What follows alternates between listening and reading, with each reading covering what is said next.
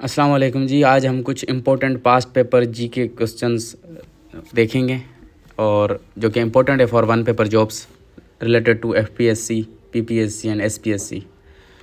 और सबसे पहला एमसीक्यूज़ है कि अ प्रोमिस्ड लैंड, ये एक बुक है। ये किसने लिखी है? ये बुक ओबामा ने लिखी थी, बारक ओबामा, जो कि प्रेसिडेंट भी रह चुके हैं यूएस के। इनको नोबेल पीस प्राइज़ भी मिल चुका है 2009 में।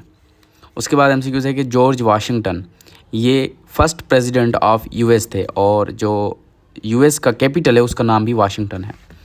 उसके अलावा यूएन चार्टर कब प्रपोज़ किया गया था? तो ये 26 जून को 1945 में प्रपोज़ किया गया और उसको यूएन को इस्टेब्लिश किया गया 24 अक्टूबर 1945 में। उसके बाद एमसीक्यूज़ है कि वर्ल्ड पोलियो डे कब मनाया जाता है? तो 24 अक्टूबर को ही वर्ल्ड पोलियो डे मनाया जाता है। अगर आप इन दोनों को रिलेटेड करके याद करेंगे तो ये आपको दोनों चीज़ें याद रहेंगी। ये एक ग्रुप है हूसी, जिसको असल में ये हूसी ग्रुप है, लेकिन इंग्लिश में इस तरह लिखते हैं तो लोग इसको पढ़ते भी हूथी हैं, इस तरह नहीं है। हूसी ग्रुप जो है यमन में लोकेटेड है और यमन का कैपिटल सना है और यमन की ऑफिशियल लैंग्वेज अरबिक है और यमन की जो करेंसी है वो यमनी रियाल है और Yemen is located in Asia continent. उसके अलावा एक और एमसीक्यूज़ आता है कि फादर ऑफ हिस्ट्री कौन है? तो ये हेरोडोटस हैं। किताबुल हिंद ये किसने लिखी थी? ये अल बिरूनी ने लिखी थी। पाकिस्तान चाइना की बाउंड्री का जो एग्रीमेंट हुआ था वो कब हुआ था? 1963 में हुआ था। कभी कभी डेट भी पूछ लेते हैं तो मार्च 2 को।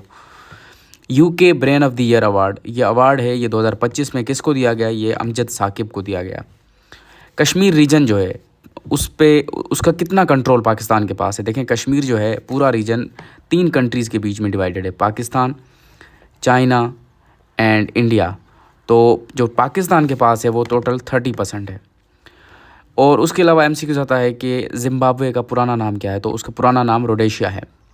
और बूट ऑफ यूरोप किस कंट्री को कहते हैं? तो वो इटली को कहते हैं। ये इसलिए कहते हैं क्योंकि इटली का अगर आप मैप देखेंगे तो वो एक बूट की तरह है, इसलिए इसको बूट ऑफ यूरोप कहते हैं। उसके अलावा सार्क जो है, south Asian association for regional cooperation जो है, एक ऑर्गेनाइजेशन थी। इसका हेडक्वार्टर काठमांडू में है। ये 1985 में बनाई गई थी। इसके टोटल इनिशियली 7 मेंबर थे, बाद में 8 हो गए थे। 8वां अफ़गानिस्तान था। अफ़गानिस्तान ने 2007 में ज्वाइन किया इसको। उसके अलावा एमसीक्यूज़ है कि स्टडी ऑफ एनिमल बिहेवियर किसको कहते हैं? तो इथोलॉजी जो है इसको स्टडी ऑफ एनिमल बिहेवियर कहते हैं। उसके अलावा ग्रेट वॉल ऑफ सिंध कौन सी है? तो ग्रेट वॉल ऑफ सिंध जो है रानीकोट फोर्ट है, जो जामशोरो सिटी के करीब है। उसके अलावा कराची, चमन एंड क्वेटा, ये हाईवे है, इस हाईवे का नाम है N25।